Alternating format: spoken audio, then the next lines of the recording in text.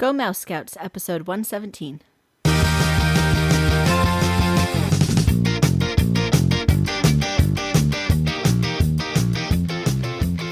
You're listening to Go Mouse Scouts, where we're dedicated to helping you and your kids have a great time at the Disney parks. Whether you're just starting out or a seasoned pro, my name is Chris. And I'm Megan. Who's blinking at me for some reason. And this episode, we are going to be covering kind of a fun topic. Basically, our favorite things, our favorite romantic things to do at Disneyland when we visit without the kids. So, I mean, obviously, it's fun to bring the kids, but sometimes it's even more fun to leave them with a babysitter. Am I right? I think we've done that exactly twice. Since becoming parents. So we kind of had to remember back to when before we had kids and stuff like that. And we did it for our last anniversary. Well, yeah, we did. So we did. That was nice. Yep. So, all right. So we've separately we've come up with 5 things that either we've done or we'd like to do. Basically, some ideas that we have of things that we can do to make to have a romantic visit at Disneyland, and we haven't told each other what each other's things are, so there may be some overlap. Probably be overlap. And I have to say, I'm having a really hard time separating the idea of simply without kids versus romantic. Mm-hmm. I'm not the most romantic-minded person anyway, but it's been so long since I didn't have to think about kids 24/7. Would you say I'm more romantic than you, or yes? Yeah. Uh-huh. So I'm the hopeless romantic, huh? Yeah. Well, I guess that's a good thing, right? Uh-huh. So who wants to go first? Should I go first, or should you go first? You should go first. I should go first. Okay, so we're going to start with 5. We're going to go down to 1, which will be our favorite.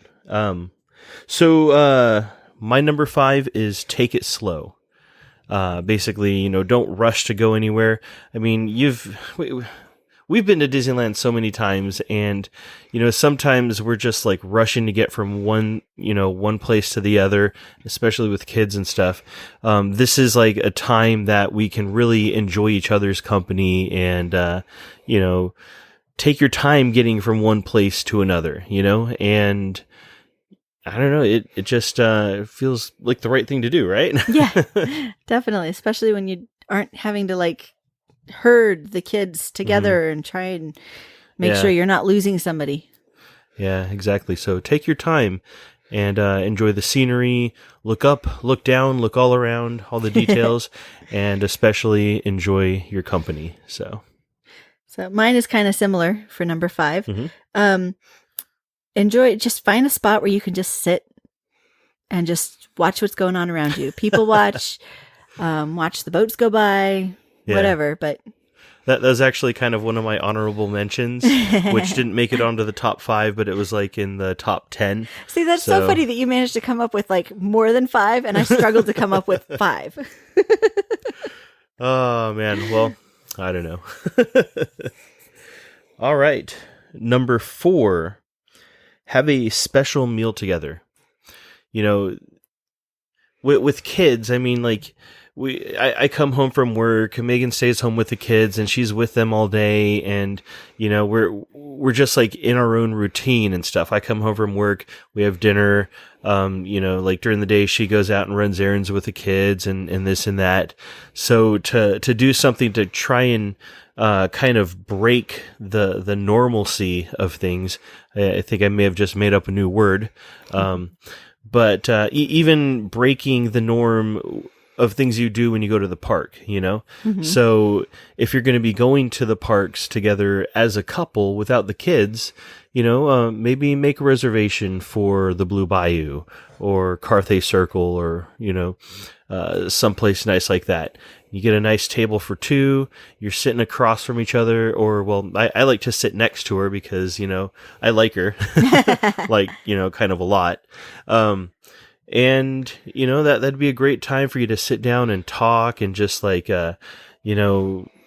whatever, again, just, enjoying each other's company, in the atmosphere of a place you wouldn't normally do, Mm-hmm. So. All right. Well, my number 4 is take pictures, with the Disney photographers and, get your picture taken in front of the castle or, wherever else there's Disney photographers, but, do pictures. That way you have proof whenever people say, you guys really need to go out on a date and stuff. You're like, look, we did. Yeah, 6 months ago we did. So, yeah, really important. You need to document it, So, all right. My number 3. Okay, so this is going to get maybe a little mushy or whatever, but, I say, be that couple, hold hands, I don't know, put your arm around her and stuff. Like if you're going up in the Mickey's Fun Wheel of Death in those swinging gondolas, you maybe, lean into each other and stuff and just, be coupley. And I mean, sure you can do that like anywhere else or whatever, but, there's just something extra magical about doing that in the happiest place on earth, Mm-hmm. So that would be my number 3. My number 3, you've kind of already touched on, was the having a nice meal somewhere. Mm-hmm. Specifically, I said Blue Bayou. We haven't really eaten anywhere else nice. Yeah. Because on the rare occasions that we actually get to eat someplace nice, dude, it's going to have to be Blue Bayou because, yeah, you it's can't classic, beat it. I mean, you've got like the cool, I mean, even if it's atmosphere, even if it's like really hot and bright and sunny outside, you go in and it's like a fun night, like right out there on the river, and it's just super cool. Yep, and it's way too expensive to take the kids to on any kind of regular basis, especially when they're going to look at the menu and go, "Ew, I don't want any of that," or they're going to eat 3 bites of their $10 meal and be done. Right. Probably be a little more expensive than that, but I think the kids' meals are right around $10. Are they? Okay. I priced them recently. Now we have had a really cool idea, which we haven't acted on yet, but making a reservation at the Blue Bayou and going for dessert. Mm-hmm. So that's something maybe we could do that on our next trip. So. Maybe. With the kids. Right now we're talking about not with the kids. Yeah. Mm-hmm. I think I just tapped something on your phone. No, it's okay. I'm good. Okay. So, all right. We did your number 3. Okay. My number 2, and you're going to like this one, or I don't know, maybe not. Uh-oh. But I would say share a dessert. How funny. Did you? No. My number 2? Is that what we're on? Yeah, we're on 2. Right. 2. It's been a long week. My number 2 is to enjoy a treat that would cost too much with all the kids trying to need to have stuff too. So, yeah. But when there's 2 of us, I mean, it's like the perfect amount. Like your favorite over at the Ghirardelli soda fountain, you have a couple of go-tos. Yep. Yes, absolutely. So, yeah. And, and I would share with you. You would? Yes, I would. You're not going to eat all the whipped cream off the top first and then... No, I'll just eat half of it. And then try and take all the... you can have the cherry. Not up for those. There's nothing more romantic, though, than like sitting over, a nice ice cream sundae, a spoon each, and just like, going to town. Yep. Going to town is a super romantic term. All right. So wow. We share that one. Some overlap. All right. I think we do really good on that. What is it? That Newlyweds game? Of course, we're not newlyweds now, but we've had a little bit of time.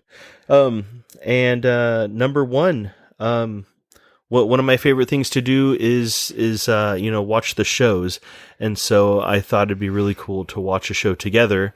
Whether it be like the Frozen thing they have over in the big theater over there. Is it Hyperion or or even just like one of the street shows, hanging out and watching the Dapper Dans, just like belt out some tunes in their awesome way. So yeah, I would love to watch a show with you. Sounds good.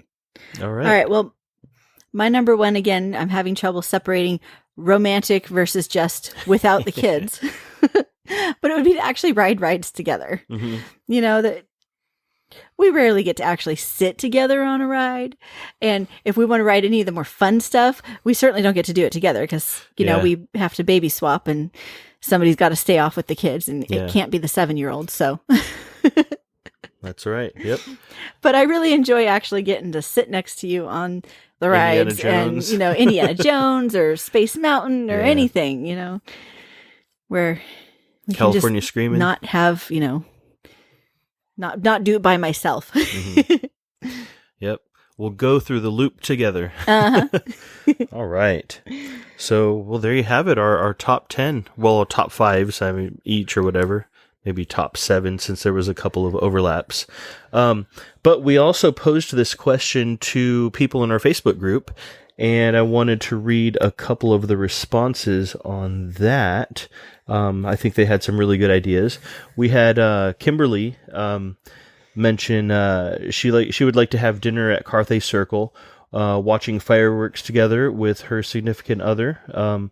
For them, a ride on the tender of the railway, since her husband is a locomotive engineer. So that's kind of cool. Yeah. So, I mean, for them, since, you know, they kind of have that bond of the trains and stuff. And of course, Walt Disney loved the trains. I can't think of anything more romantic for them than to do a couple of loops around the park. Well, that sounds really on great. The train, you know. We had Joey mention romantic 3-hour dinners at the Blue Bayou. That's good. Holding his wife as they ride through Splash Mountain as opposed to holding on to the kids. You mentioned that. I mean, certainly there's something to... No, our kids won't even ride those things with us. So it's like you're on there by yourself. Mm-hmm. Yep. And of course, he likes to enjoy live music without a little person trying to drag them to the next meet and greet. So let's see here. Playing in Two Town very late when all the kids are gone.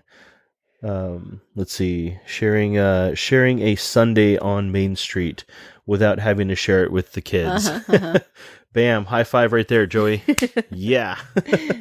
And then we had Carla say that they love to buy mint juleps and people watch. So there you go. Yep.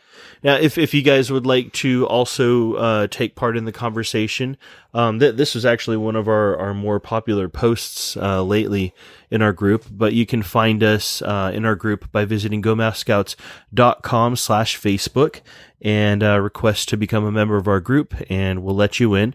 We just want to keep out the trolls, so just don't act or look or sound like a troll, and you should be fine. We also have our free book for you available, which is it's how a family can save on a Disneyland trip. So basically 10 ways that a family could save on a Disney trip. And you can get that at gomouthscouts.com/freebie. That'll, you know, get you guys closer to getting back into, you know, the happiest place on earth. And other than that, we would, you know, love to hear from you guys. You can email us, fun@gomouthscouts.com. And if you guys like what you're hearing, please do us a huge favor and tell your friends, you know. Post one of our episodes on Facebook, or like, you know, if you're a member of any groups or anything like that, Twitter, whatever, or even just, you know, like face to face telling your friends, hey guys, check this out.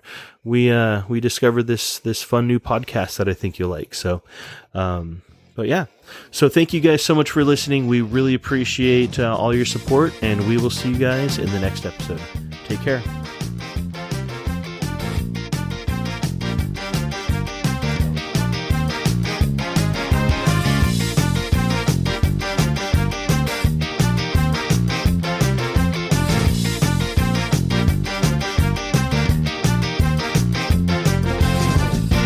Disney 98. Papa,